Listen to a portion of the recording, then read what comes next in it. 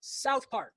It might be the most brilliantly executed cartoon of all time. It's not my favorite, but it is definitely very, very well written. And today we are going to be talking about a very important episode from South Park, which is Go God Go. And if you haven't already, be sure to like, comment, and subscribe at the bottom, and share this video with your friends if they are interested in South Park. And if this gets bigger and you're philosophy or psychology or any of the good stuff we talk about. Yes. Yeah. And if this show blows up, that's great, because we might offer better rewards for our Patreon.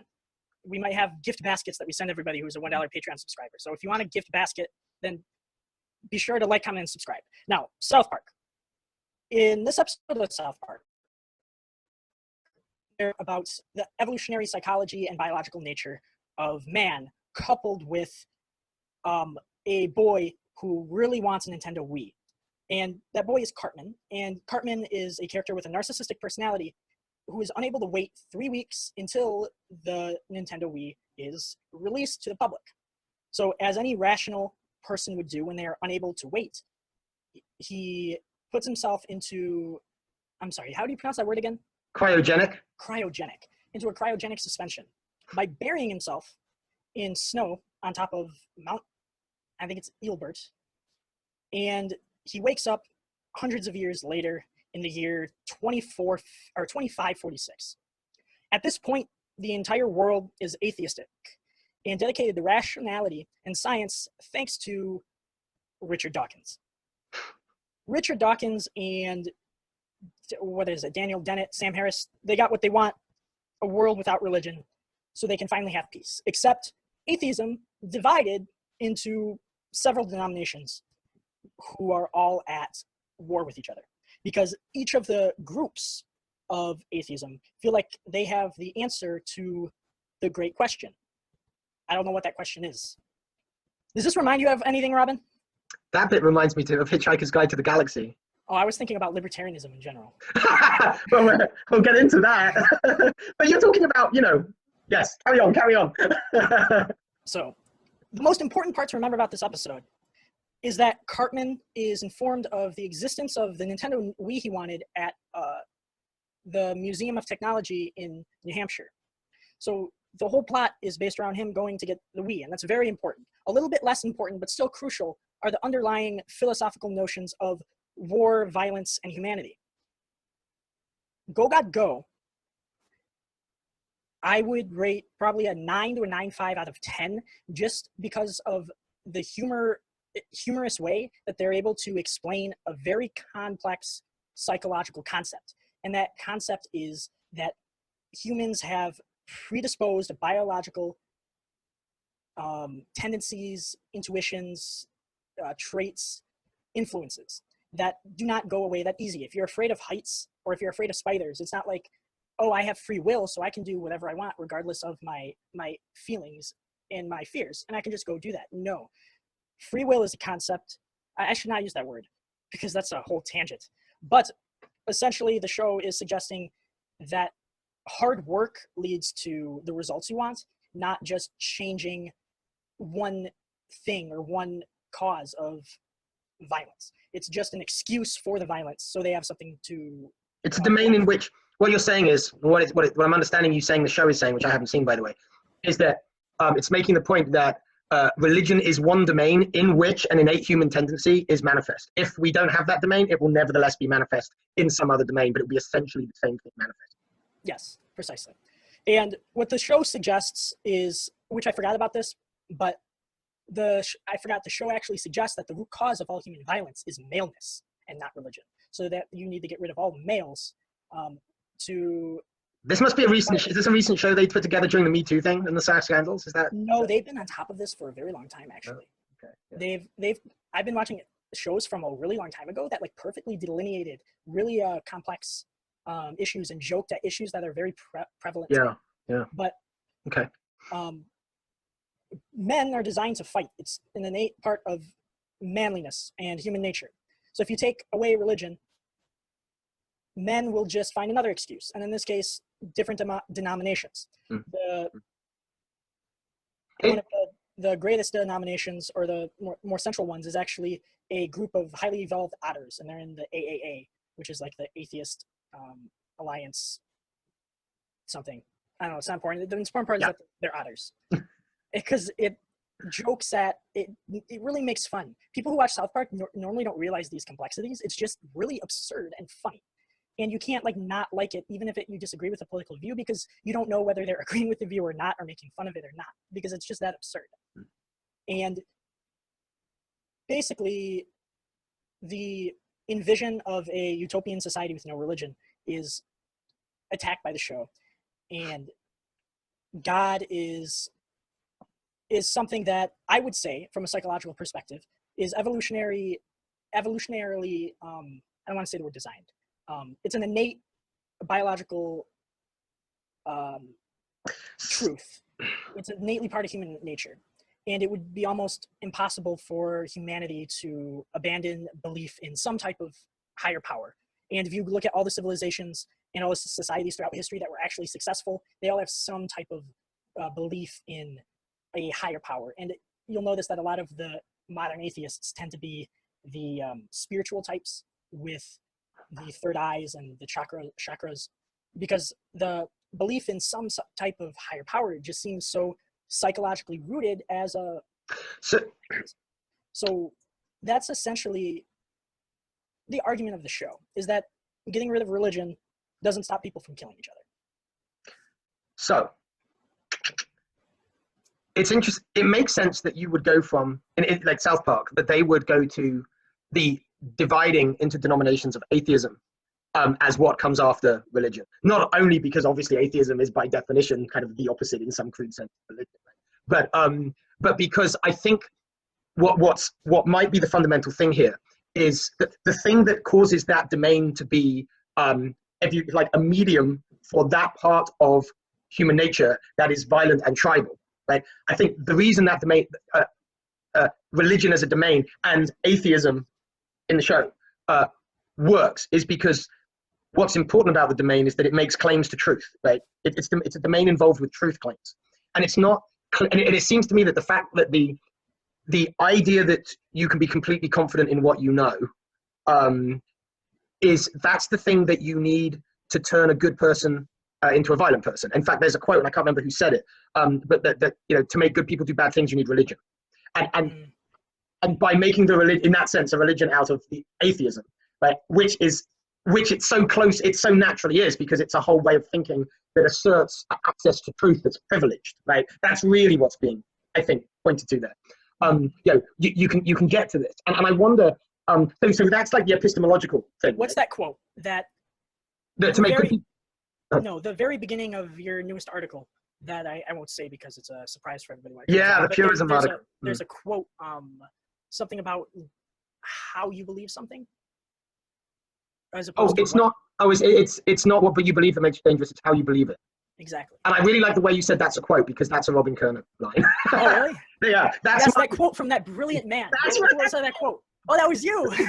No, I honestly didn't know. So yeah. No, it is. That was me. I've done a lot of work recently. And this is relevant. So this is a good tangent, I think. As I know you know, this isn't a tangent. This is well, I was South Park, but I was going to do some more metaphysics and epistemology before going into like political epistemology, but as I call it, which I don't even know if it's a thing, but it's a thing to me. Did a lot of work about authoritarianism and especially like looking at George Orwell and what actually he was writing about, and how he talks about how he isn't against fascism, he's against orthodoxy. In other words, for him, the basis of tyranny is epistemological, right? It's not the content of the belief, it's the manner of the belief. And so I kind of encapsulated that idea, which I guess, come to myself before I really understood that was what Orwell was all about, in this line, which is, it's not what you believe that makes you dangerous, it's how you believe it. And I've used versions of that line in a couple of articles that I've written. I wrote one about authoritarianism, I wrote one about beware the enlightened class, which speaks more to Orwell and where he was coming from and the dangers of orthodoxy. So but the point that you made earlier, I'm going to jump around a bit so we can get it all out on the table and we can sift like we do. Mm-hmm. You made an interesting point about, we are, let's say, biologically, neurologically disposed to believe in a higher power. I wonder if the disposition is that specific. Is it actually that we're directly disposed to believe in that? Or do we need to believe in something that systematizes what isn't what we haven't formally systematized, right? Is it that we, is that the thing that we need? And then we get to the higher power, right? Because obviously, if you need some kind of order, then having a grand orderer would be, you could see how you would get there. I find it hard to imagine, like neurologically, what it would actually mean that we have this, we kind of come with this, pre-shaped need. We got a God-shaped box. We got to put something in. Like in kind of in the sense of like Chomsky's universal grammar, like we all have this basic structure in language. Do we really have it with our metaphysics? But we do. What I do think is actually, and I think we need to tease out these levels, is that there is a disposition, clearly, to in-group preference, to kind of groupism, right? Now, maybe the idea of God it's very hard to actually have that in a coherent way without postulating something that, something beyond that we give an allegiance to, everyone in the group gives an allegiance. I wonder about these relationships. Well, wonder no more, because I actually have the answer to this, and I think you'll be very satisfied. Okay. In a similar, think about it in the context of men inferring or over-inferring women's sexual interest in them. And this is part of error management theory. And it's a very general theory.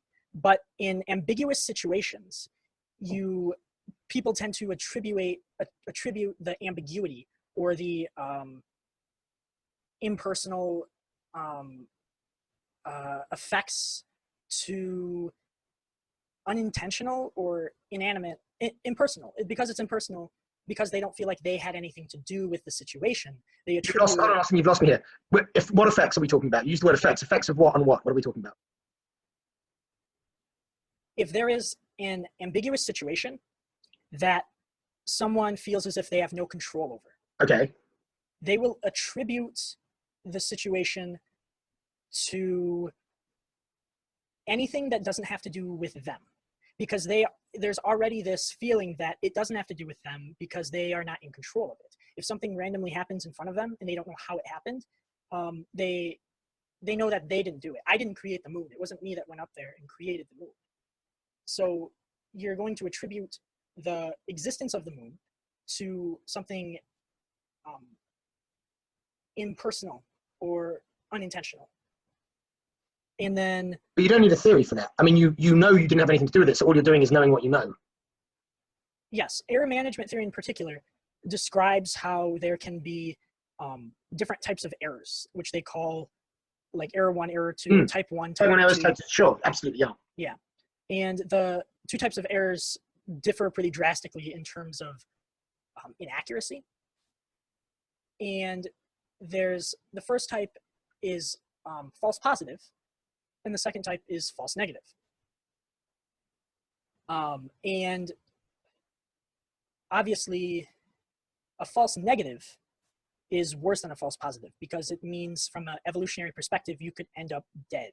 So just to be clear, the false negative would be there isn't a snake about to poison me, when in fact there is, right? Correct. That's deadly. That's what you're talking about, right? Whereas the other side, which is if you make the mistake in the other direction, but there is no dangerous snake there, but you think there is, okay, that might be a bit strange, it might cause you to do something, but it's not going to kill you. Exactly. Right. False positives are not necessarily wrong. And that's why... Oh, you've just done a Harris G. Peterson move there. Yes, they are wrong. It's wrong. It's by definition. False positives are not detrimental, right? Is what I should say. Okay. I meant wrong in like a moral way, but that was error in my words because. Okay, yeah. I think you mean actually in a I would say more of a practical way, utilitarian type way. Yeah. So yes.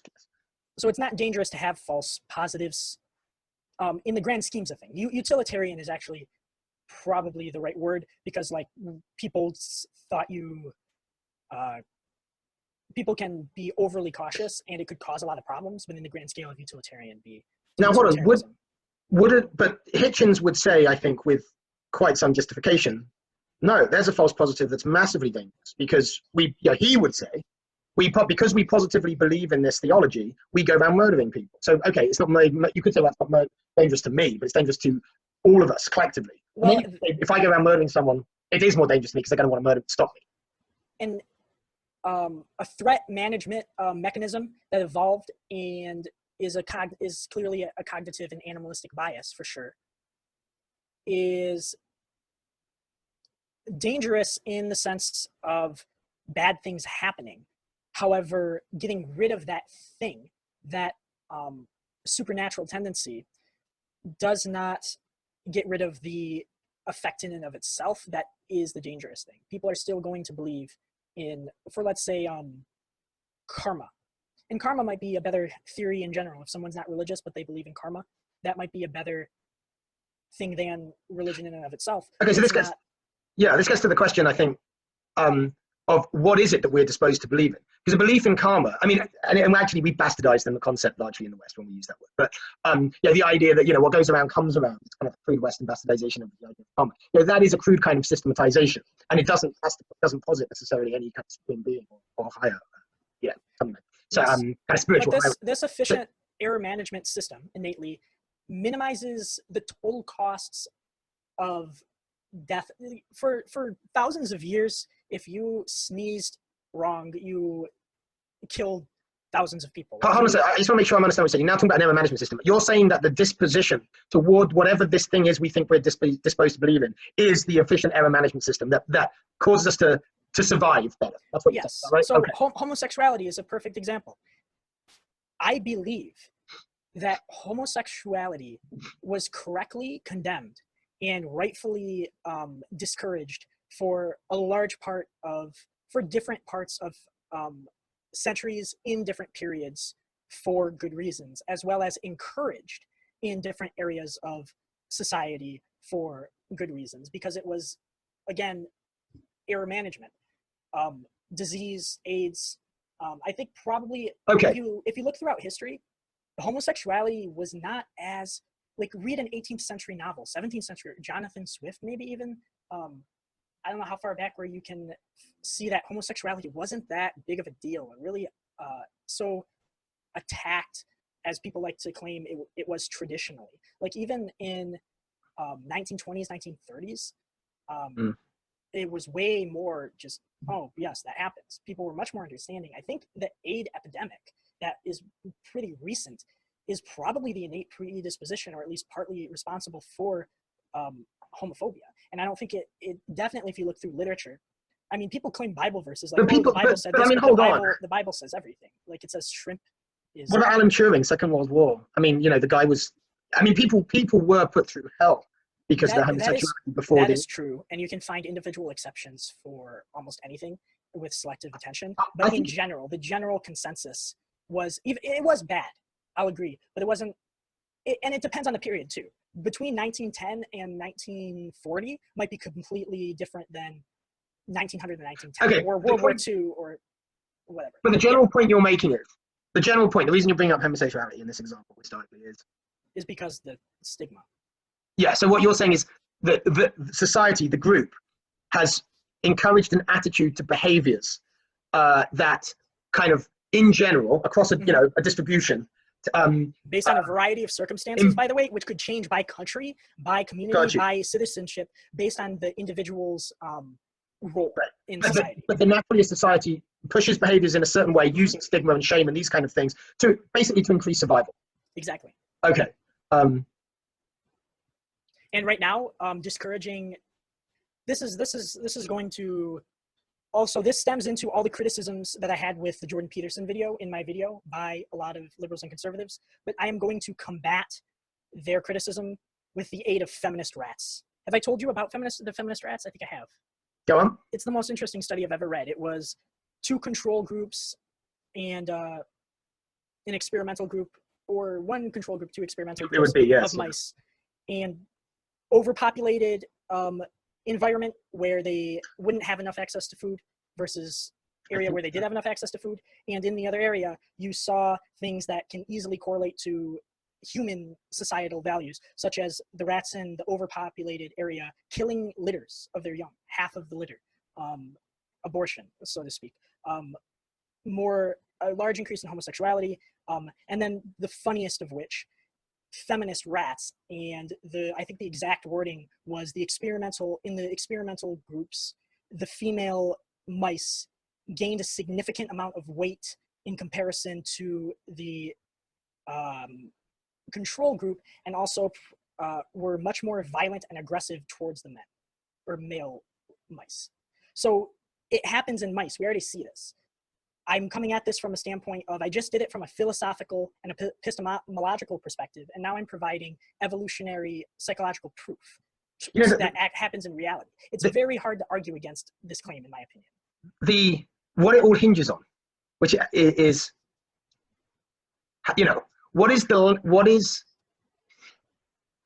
is there a pattern that operates reliably at the level of the collective, of the group, of the society? And how can you predict or correlate that with whichever individual experience of what the beings are doing? Now, obviously, rats and mice probably can't be making the same decisions about, conscious in conscious minds about homosexuality or abortion, or whatever that humans can do. No, right? Humans rationalize what they innately feel. Right, of course, but it isn't clear to me, even in principle, that there can be a correlation between something that I'm individually experiencing, right, and a societal pattern. But for this to actually work, in other words, what I'm saying is, okay, if there is something in us that causes us as a collective to behave in a certain way under certain conditions, then what is that thing, and how does it operate, and how does it cause each one of us, or a majority or a critical mass, to have a certain experience, are completely oblivious of that society? That's a great question, Robin. And the answer, I'm loving that I actually have answers to all of these questions, because this is my field. Evolutionary psychology, I think, is my field. I think I should get like an honorary degree in evolutionary psychology, because like I'm going well past Jonathan Haidt. Like, I'm taking his ideas and running with them. Well, I want to know the answer to this, because I don't think this. I don't think somewhat facetious, but okay. Here's the answer. I'm sorry. Here's the answer. I'm amazed. I mean, if you convince me, I'll fall off my seat. I'm very confident in this answer. When a baby is born, you can feed the baby, change the baby's diaper, give the baby water, every essential thing in Maslow's hierarchy of needs on the bottom tier, protection, all of those things. If you do not provide the baby attention, if you do not rock the baby, talk to the baby will literally die from lack of attention. Yeah. Okay? Yes. We have needs as humans. We have needs that basically are Maslow's hierarchy: esteem, approval, acceptance, belongingness, purpose. And they have physical effects if we get them or don't get them met. Yes. Yes. And we are subconsciously biased towards those beliefs, which provide us with those hierarchies, because those are the beliefs that make us feel the happiest and give us the ability to even live. And that's why I'm so depressed, because I put intellectual honesty above.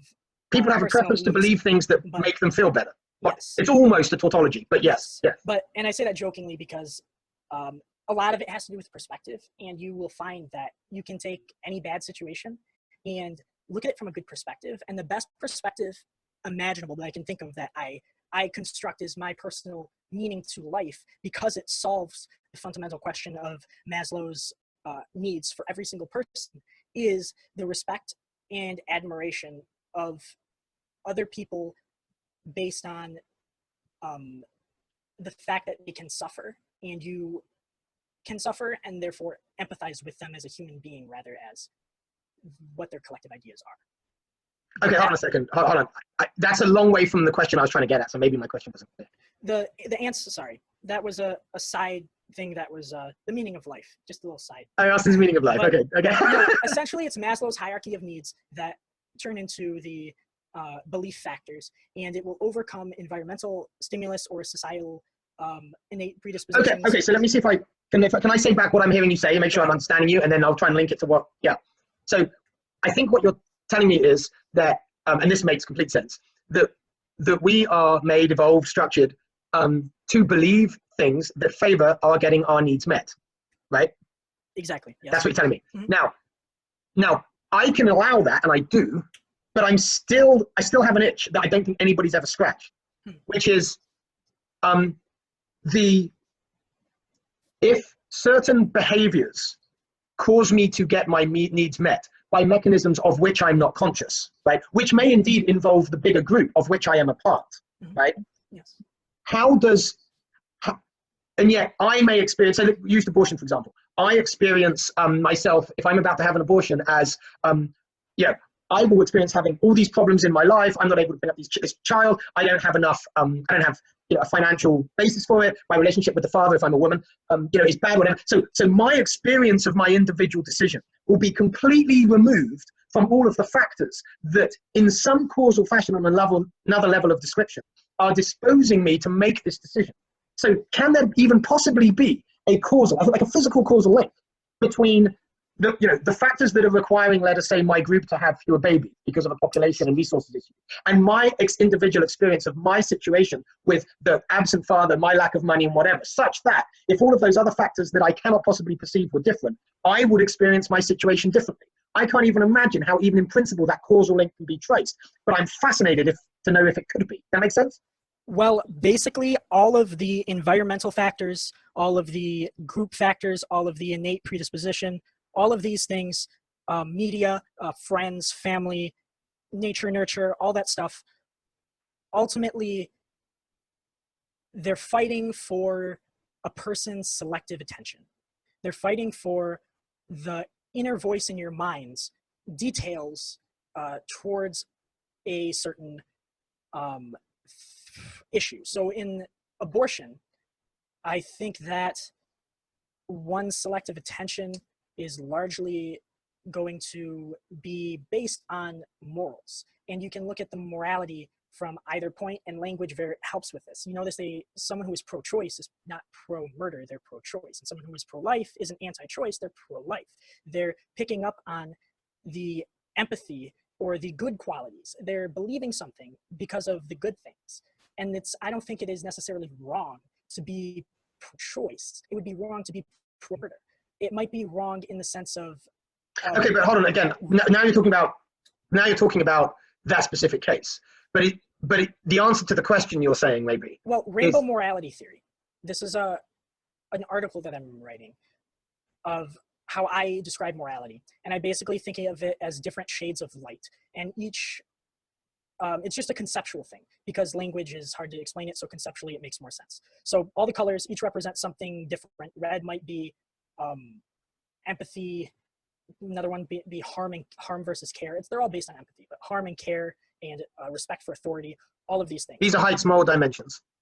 Yes. So the shade of red has almost an infinite spectrum, and it can go to various degrees, the shade of the color. And you can have maroon and you can have red, and there can be two completely different colors, but they're based on the same principle, based on how you see it. So in any situation, most people, whatever they're selectively attentive to is going to be the moral thing. They're going to be empathizing with the mother whose life is going to be ruined, or with the philosophical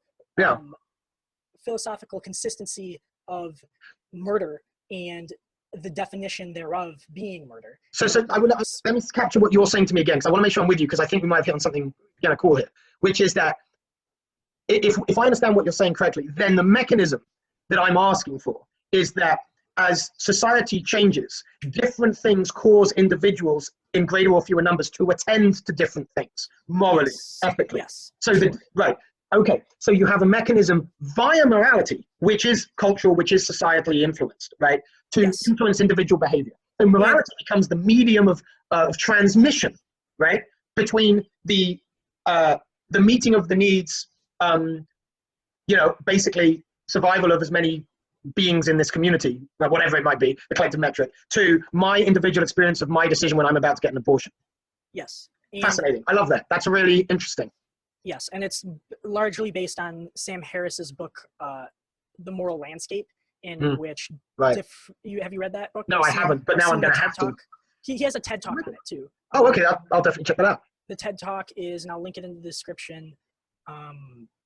The Moral Landscape, maybe? But no, that's great. No, do, and I will check that out, because this is so up my street, and obviously I'm all about Haidt and Peterson, all of that. And now you've mentioned Harris, and we did a Peterson thing at Harris, and they had this discussion. They had a great discussion. And by the way, I emailed Jordan Peterson because I want to have a debate with him, because I asked him questions, and now a lot of people criticized me for basically me asking stupid questions and him answering them flawlessly, and not taking me seriously as someone who was able to intellectually boxed with Peterson, so to speak, which is which I want to find out. So because I actually want to debate him. So and we can do an episode where we both kind of do a debate with him. But my debate is basically going to be what this episode was about, basically. That's because he says that religion is essential for society, whereas but yeah. So indeed, which takes us back to where the starting point for the show, and you know, because that's, to me, that shifts the question. Yeah, there probably is something that could be called religion that is essential for a collective of human beings. But again, now what is this religion that's essential? Does it have to involve? What does it have to involve to make not it organization? That's not formal organization. No, that's my contention. Does it have to involve a privileged access to a set of truth claims with moral impact, or does it have to involve privileged access to any set of truth claim whatsoever? You see what I mean? Like here's where the purist and definition falls to pieces, because not anymore. Where we're at in society, no. At a point in society when it was first starting out, definitely. Well, no, hold on. What are you saying no to? Because as per the South Park episode, which is the hook for the show, the atheism thing. Okay, it's not about the being, but it is about the same religious epistemology. It's a privileged access to truth, right? It's a belief about access to truth. Now, yes, it isn't. That is going to be pulled into, that human nature is going to be pulled into, and is continually more and more being poured into arbitrary and meaningless social convention, such as pineapples on pizza versus no pineapples on pizza. Oh, this is the Jonathan Swift, the wall over the eggs. Is that what you're talking about? Which way up is the egg? You know what? That's an interesting way to look at that. Did I understand you right? You're saying that you're saying that the religious impulse can be manifest in something as contingent and superficial as you like. And so sports. That was my sports episode. Remember, that was basically my sports episode. episode. Absolutely. Look, I get the this is great. I get the relationship between all the stuff we're talking about. But so you would go so far as saying then that essentially commitment to a sports team is religious.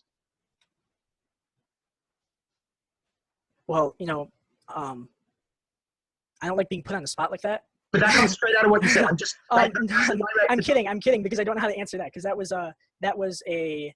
I feel like there is some. I feel like that because of the seriousness of that question, I feel as if there is some linguistic definitions that are being slightly changed in order to infer a partial truth that I'm not. No, hold on. I'm just using the words as you use them. I'm just trying to reflect it back to you, right? Let me think about it for a second. Absolutely. We can do another show on it. You just think about it until next week. That'd be great, Austin. I'm sure you'd come up with great stuff if we did. No, I'm not saying that sports is religion. I'm saying that there is an essential part of religion that is not religion in and of itself, that has to do with group mentality. And that group mentality element of religion is manifested in sports. But it's only an element of religion. So then I'm not understanding what you were saying, because I thought your point about the pineapples on pizza and social convention was that could be a sufficient kind of location for the religious impulse or focus. It is, but the religious impulse that I'm talking about that is bad isn't the belief in God. The belief in God is not, in fact, from Carl Jung's perspective, I might be somebody who believes in God. The belief in God is not the part of religion that needs to be replaced. It's simply the tribal or group instinct. Right, but I think we're also saying that the tribal or group instinct, that's part of our nature. So the idea of replacing it is as silly as trying to replace equals MC squared with something else. It's just what is. You're not replacing it. You're finding a medium through which it can. Right. So again, I'm just using the words you're using. You use the word replace, so I'm used it back to you. Okay. So you're right. So replace. So you're saying that religion is what? Let's try and tie this up a bit, because I think I agree with the things that you've said, but what I'm not understanding is whether what you've said is the whole story about what makes religion religion. What are you saying? That's just faith in a. No one likes to feel like everything is meaningless and random. People like to feel like there is some type of purpose.